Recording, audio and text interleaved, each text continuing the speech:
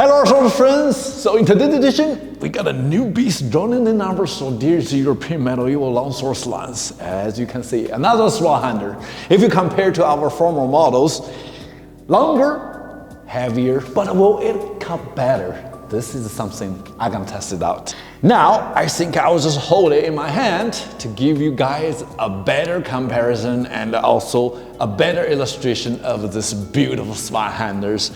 As you can see, the weight right now I'm holding is already 3.8 kilograms, and the length now, compared to my height, is already 1.8 meters.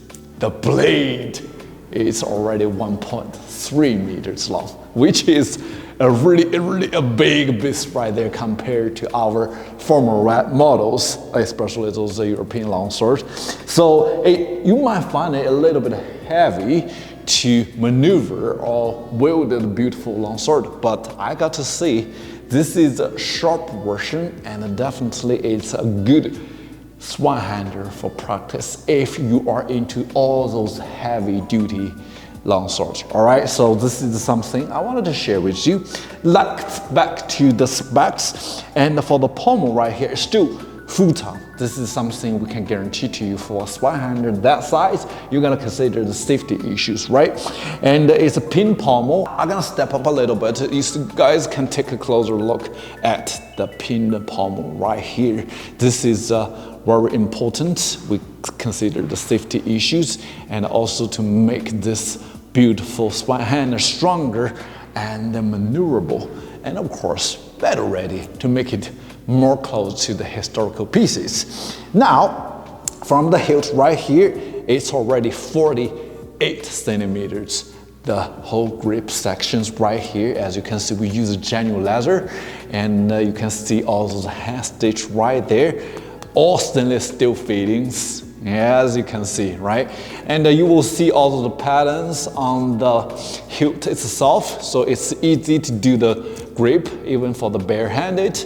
And also, I must say the fittings is made of stainless steel, and the size, especially the thickness of all of the fittings, is really strong, and the thickness is already 8 millimeters. So this is definitely a beast to have it in your hand if you do all those flow drillings for your daily practice. Like what I said, it's a battle-ready sword. The blade itself is made of 60 silicone to manganese spring steel. So this is some material we'll be playing with, crafted with, and we have a really good result both for the durabilities, edge rotations, especially we apply that in the sharp version sword and also for our HEMA swords productions as well, which you may find it. We have been upgrading and updating all the information on the website, which you can take a look. And also for this beautiful blade right here, we still do the distal taper a little bit from the base. It's 8 millimeters. We just kind of a distal taper to the tip. Near the tip part is around a 6.5 millimeters. So this taper a little bit compared to the former Zweihänder we have there. You might find it's the rigidity for this Zweihänder is enhanced. As you can see, it's not that shaky, not that flimsy, but we will see how it's gonna perform in the cuttings, because this is really heavy duty for me. I'm not a professional, and I kind of like those experiences of wielding all those heavy duty beasts, but I will do my best. I will do my best to test it out, the sharpness, the edge rotation, and also the maneuverability. If an amateur like me can wield it, I'm sure for you guys out there can definitely use it for daily practice. And one more thing, I need to mention that this sharp version, in the future models, we will roll out a HEMA version as well. To be specific, it's a dowel edge and also rounded tip for people to safely practice for the solo practice, the solo drillings. All right, so I think this is something I must do, because a lot of people in the former models, a lot of people ask me to do a dowel edge one. So definitely we would roll out that models as well, so you guys have more options to have fun with it.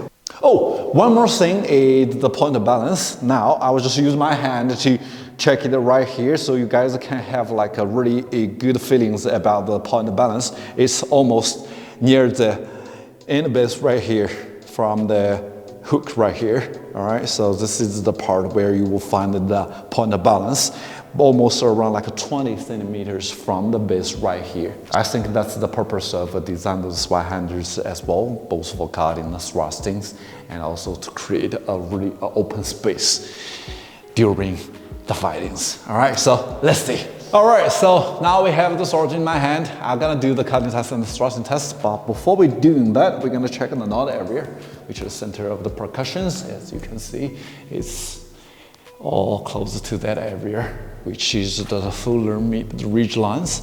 Let's see how it works on the papers.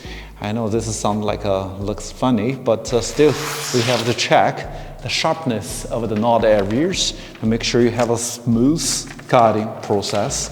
And I think the paper would be the best choice. Now I do it one more time. It's kind of heavy in my hand, but it worked pretty good. Now we have the tatami mat. My arm is already soaring a little bit. So we're gonna use the most easy targets, the tatami mat. All right, so let's see the edge alignment, everything, the edge rotations, and also how easily I can wield it. This is some part which is really important. Let's see.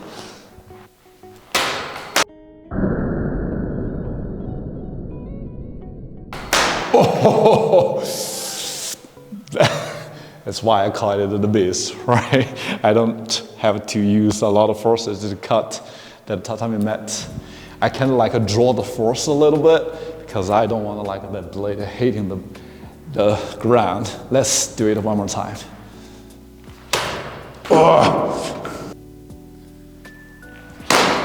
Oh. So right after a few failed attempts, I think I get a little bit familiar with this Zweihander. So let's see how I can handle it little by little. Let's do it one more time.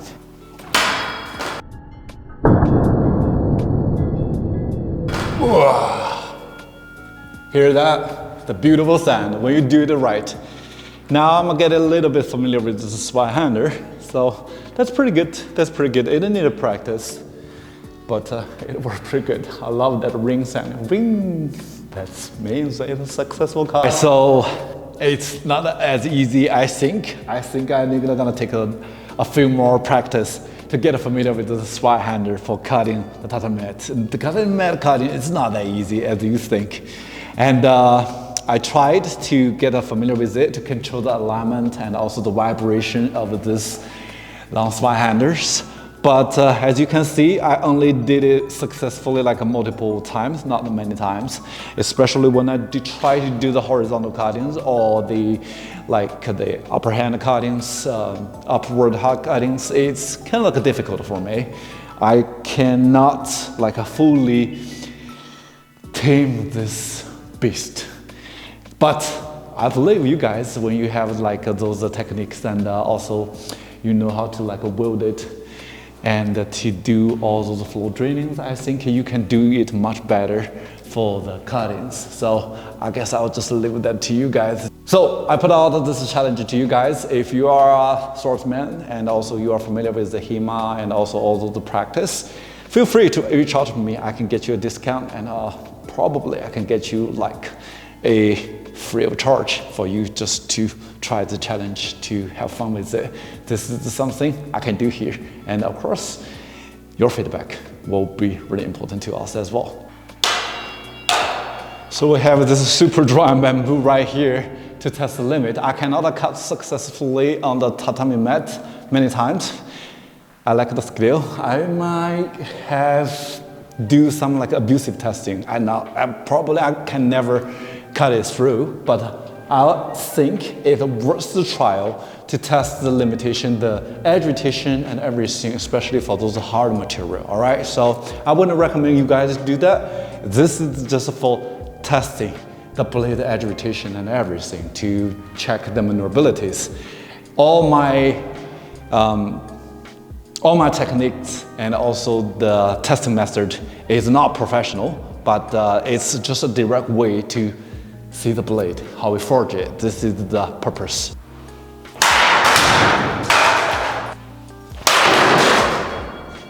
Whoa.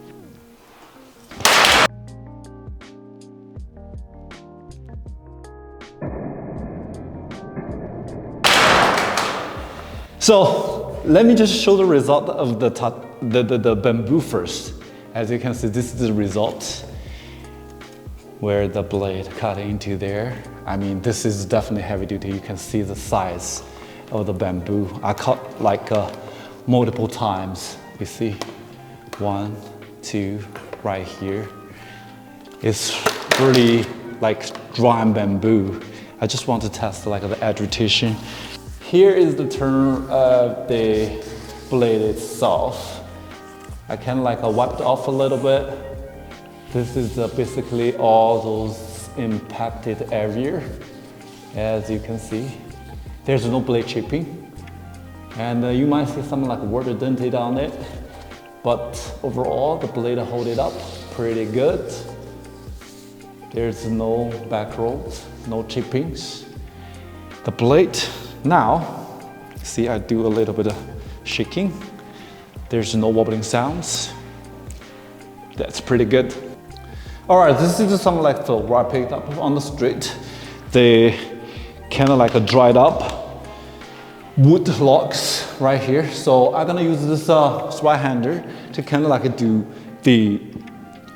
kind of like abusive testings to check how the blade is gonna hold up, because this blade is already 1.3 millimeters. Lots of people ask me to do the shakings of the blade to check the flex, everything. So I think I might use this chance to cut multiple times to check if there's gonna be any issues happen, if it's to make sure there's no like safety concerns when you have this long sword to do the practice, or if the blade is gonna be like a little bit curved.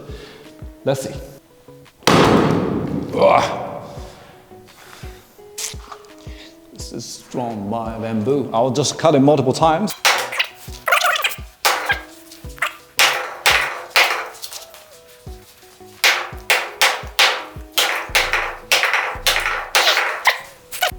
Kind of like abusive testing. I'm getting all those like worked out, but this is dry bamboo. I cannot fake it. See how the blade worked on the wood right there, and the blade. Now, I'll just wipe it off.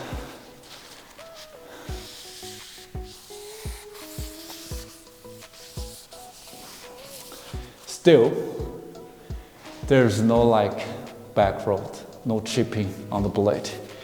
And the blade still holding up pretty good. The blade is still very straight even after all those abusive testings. Now, I can do a little bit of flex like this.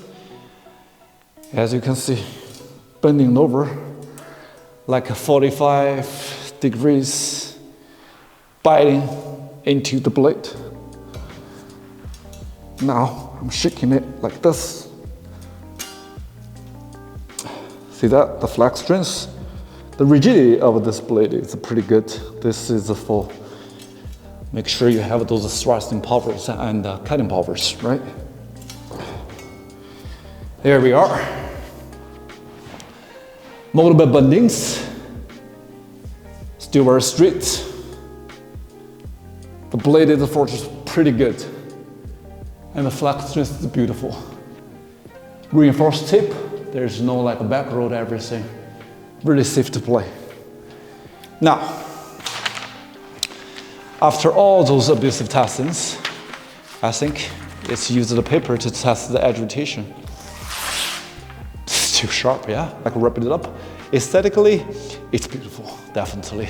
And very close to those historical Zweihänders you can find online. And secondly, it's a sharp version. You might find it like a little bit difficult to do those tatami cuttings because it needs a little bit of technique, formations, and a little bit experiences, which I lack of. But for you guys, probably it's gonna be like really a good cutters for your backyard toys, all right? So I think that's pretty much everything for today. If you guys are interested, you are more than welcome to find us on the website, swordier.com. And also, you are more than welcome to leave a comment, talk with us, discuss with us, and grow with us. Until next time, my friends, stay tuned and stay sharp. Bye-bye.